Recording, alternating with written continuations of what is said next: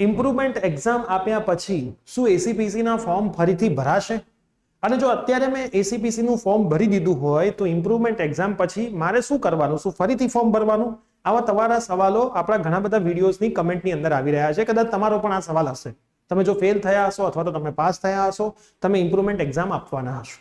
તો આજે હું તમારો ક્વેશ્ચન છે એને પરફેક્ટ રીતે ડિટેલમાં સમજાવી દેવાનો છું. તો યસ દોસ્તો, મારું નામ છે પ્રિયેશ પટેલ. તમારું બધાનું હાર્દિક સ્વાગત છે પ્રિયેશ વિદ્યાપીઠ યુટ્યુબ ચેનલની ઉપર. સૌથી પહેલા ચેનલને સબસ્ક્રાઇબ કરીને બેલ નોટિફિકેશન પ્રેસ કરી દો એટલે આવનારી બધી જ અપડેટ તમને ફટાફટ મળતી રહે. અને એના માટે વોટ્સઅપ ગ્રુપ બનાવ્યા છે. એક પણ ગ્રુપમાં જોડાયા ના હોય તો ડિસ્ક્રિપ્શન બોક્સની અંદર વોટ્સઅપ ગ્રુપની લિંક પણ આપેલી છે, જોડાઈ જજો. હવે સૌથી પહેલા ઇમ્પ્રુવમેન્ટ એક્ઝામ આ વખતથી તમે જો ફેલ થયા હોય, પાસ થયા હોય, ગમે તે કેસ હોય, તમે આપી શકો છો. ફોર્મ ભરાવાનું પતી ગયું છે. હવે કદાચ કોઈ કેસમાં ગુજરાત બોર્ડમાં જઈને તમે ઓફલાઈન અરજી કરીને ફોર્મ ભરી શકો છો. કેટલા સબ્જેક્ટમાં આપી ના આપી એ બધા જ તમારા ડિસિઝન છે. તમે તમારી રીતે આપી શકો છો, એમાં કોઈ રૂલ નથી. પણ તમે માર્ચની પરીક્ષા આપી હોવી જોઈએ, બરાબર, અથવા તો ફોર્મ ભરેલું હોવું જોઈએ.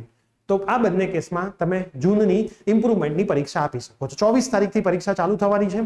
ડિટેલ ટાઈમ ટેબલ હજી આવ્યું નથી, બરાબર, પણ બહુ જલ્દીથી આવી જશે. સળંગ પેપર હશે ને આઈ થિંક કદાચ વચ્ચે રજા આપવામાં આવશે નહીં. સોમ, મંગળ, બુધ, ગુરુ, શુક્ર 5 દિવસમાં 5 પેપરો એ લોકો પૂરા કરી દેશે. પણ જેવું ટાઈમ ટેબલ આવશે એનો વિડીયો હું તમને અલગથી બનાવીને આપી દઈશ. અને કદાચ ગરમીના લીધે સવારના પેપરો હશે, સાંજના પેપરો ના પણ હોય.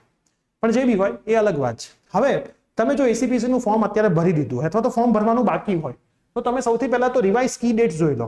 રિવાઇઝ કી ડેટ્સ મુજબ શું કહેવામાં આવ્યું છે અહીંયા કે તમે તમારું ફોર્મ કઈ તારીખ સુધી ભરી શકશો. અહીંયા લખેલું છે filling alternate publication revise final 28 તારીખ સુધી તમે ભરી શકવાના છો, બરાબર. 28 તારીખ સુધી તમે આ વસ્તુ કરી શકવાના છે. અહીંયા લાસ્ટ ડેટ 15 લખી છે. આનું આપણે અપડેટેડ કાઢી લઈએ. પ્રોવિઝનલ અવેરનેસ એડવર્ટીઝમેન્ટ આનું નવું આવી ગયું છે. એક જ મિનિટ, આપણે આપણું નવું પણ એકેડેમિક કેલેન્ડર કાઢી લઈએ જેથી રિવાઇઝ કેલેન્ડરમાં, કેમ કે આની 2 વેબસાઇટ છે. સૌથી પહેલા તો તમને જે તકલીફ પડતી હોય છે ને આ પ્રોબ્લેમ છે. એસીપીસીની 2 અલગ અલગ વેબસાઇટ છે.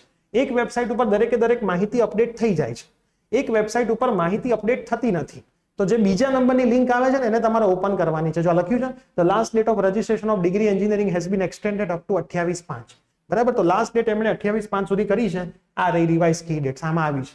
તો તમને જે કન્ફ્યુઝન થાય છે ને ગૂગલના લીધે થાય. જે મેં અત્યારે ઓપન કર્યું ને એટલે તમને એ પણ ખ્યાલ આવી ગયો કે ગૂગલની અંદર બીજી લિંકમાં જવાનું એસીપીસીમાં, એમાં નવી ડેટ બધી આવી જાય. તો આને આપણે પ્રેમથી ટાટા બાય બાય કહી દઈએ. હવે અહીંયા તમે જુઓ લાસ્ટ ડેટ કઈ લખી છે ફોર્મ ભરવાની. સૌથી પહેલા તો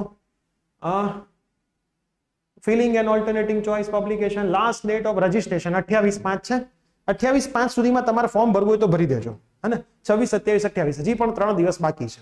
હવે તમે ફેલ થયા છો, તમારો સન કે ડોટર, તો ફોર્મ ભરવાનું, તમે ફોર્મ ભરશો પણ અહીંયા તમારું મેરિટ નહીં આવે, બરાબર. પ્રોવિઝનલ મેરિટ જે 7-6 આવવાનું છે એ નહીં આવે, કેમ કે ફેલ છો એટલે મેરિટ ના બને. પાસ હશો તો બનશે જ. ભલે તમે ઇમ્પ્રુવમેન્ટ એક્ઝામ આપવાના છો, તમે પાસ હશો તો તમારું મેરિટ અહીંયા બનશે, બરાબર. તમે જો ફેલ હશો તો મેરિટ નહીં બને. તો તમે ફેલ છો, ફોર્મ ભર્યું જ નથી, કોઈ ચિંતા કરવાની જરૂર નથી. જો ફરીથી ફોર્મ ખુલવાના છે, અહીં તમે ચેક કરો, લખ્યું છે અહીંયા clearly online registration four non register candidate on available seats. Round 1 પછી પેમેન્ટ બધા રાઉન્ડ 1 ના ભરી દે, એના પછી જે સીટ્સ ખાલી હશે એના માટે ફરીથી ઓનલાઈન રજિસ્ટ્રેશન ચાલુ થશે. એસીપીસી એમના કેલેન્ડરમાં જ લખ્યું છે કે ફરીથી online registration non register candidate માટે ચાલુ થશે. હવે કોઈ એમ કે સાહેબ અમે તો ફેલ હતા ને અમે તો અત્યારે ભરી દીધું છે, તો તમારે ફરીથી ભરવાનો વારો નહીં આવે, બરાબર. તો તમારે ફરીથી નહીં ભરવું પડે. પણ તમે અત્યારે નથી ભરતા, અહીંયા ભરવાનું થશે ને એના ઉપરથી તમારું નવું મેરિટ રેન્ક બનાવીને આવશે. એટલે રાઉન્ડ 1 પછી જે ઓલરેડી પાસ આઉટ હતા એમનો મેરિટ રેન્ક ચેન્જ થશે, કેમ કે આ લોકો વચ્ચે ઘૂસ મારશે.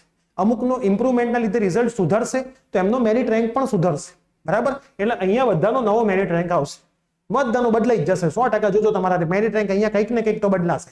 પાછળ પણ જઈ શકે. તમે ઇમ્પ્રુવમેન્ટ એક્ઝામ નથી આપી તો પાછળ જવાની શક્યતા ખરી, કેમ કે ઘણા બધા એવા વિદ્યાર્થીઓ પણ રેન્કર છે કે જે ઇમ્પ્રુવમેન્ટ આપી રહ્યા છે માર્ક સુધારવા માટે. અમુક સબ્જેક્ટમાં ઓછા છે તો એમનું મેરિટ વધશે એટલે તમે કદાચ એમનાથી પાછળ જઈ શકો છો. તો અહીંયા તમને ફોર્મ ભરવાનો મોકો આ લોકો આપશે. ફેલ છો, ફોર્મ ભરાઈ ગયું છે તો ફરીથી નહીં ભરવું પડે. ઇમ્પ્રુવમેન્ટ એક્ઝામ આપી છે તો તમે આ રાઉન્ડ 1 અને મોક રાઉન્ડમાં તો બેસી જ શકશો. કેમ કે તમે ઓલરેડી પાસ છો, બરાબર. તમે બધામાં પાસ છો પણ તમે ઇમ્પ્રુવમેન્ટ આપવાના છો તો તમે રાઉન્ડ 1 અને મોક રાઉન્ડમાં તો ભાગ લઈ જ શકશો. કોઈ તમને એમ કહેતું હોય ના લઈ શકો એવું શક્ય નથી, બરાબર. તમે અહીંયા તમારા પાસના રિઝલ્ટ, કેમ કે તમે પાસ તો તમારું મેરિટ બનવાનું છે એટલે તમને અહીંયા બેસવા જ દેવાના છે. પછી રાઉન્ડ 2 માં પણ તમને જવા મળશે. અને જે ફેલ છે અને પાસ થઈ જવાના છે એ લોકોને ડાયરેક્ટ રાઉન્ડ 2 માં જવા મળશે. તો ફોર્મ ના ભર્યું હોય તો ચિંતા કરવાની કોઈ જરૂર નથી. પણ તમારે જો તમારી સેફ સાઈડ માટે ફોર્મ ભરવું હોય તો તમે ફોર્મ ભરી રાખજો, તમે તમારી સેફ સાઈડ માટે તમારું ફોર્મ ભરી રાખજો, એથી તમને કોઈ તકલીફ અહીંયા પડે નહીં. તો આઈ હોપ હવે તમારો ક્વેશ્ચન ક્લિયર થઈ ગયો હશે કે ભાઈ ઇમ્પ્રુવમેન્ટ આપવાના છીએ, પાસ છીએ તો એક્ઝામ આપીએ છીએ તો મોક રાઉન્ડ અને રાઉન્ડ 1 માં ભાગ લેવા મળશે, રાઉન્ડ 2 માં મળશે. પાસ નથી, ફેલ છો તો મોક રાઉન્ડ ને રાઉન્ડ 1 માં ભાગ લેવા નહીં મળે, મેરિટ જ નહીં બને, સીધું રાઉન્ડ 2. ફોર્મ નથી ભરતા તો રાઉન્ડ 2 પહેલા ફોર્મ ભરવાનો તમને ટાઈમ આપશે, પણ 1 કે 2 દિવસ જ હશે, ફટાફટ એ વખતે તમારે ફોર્મ ભરી દેવા પડશે.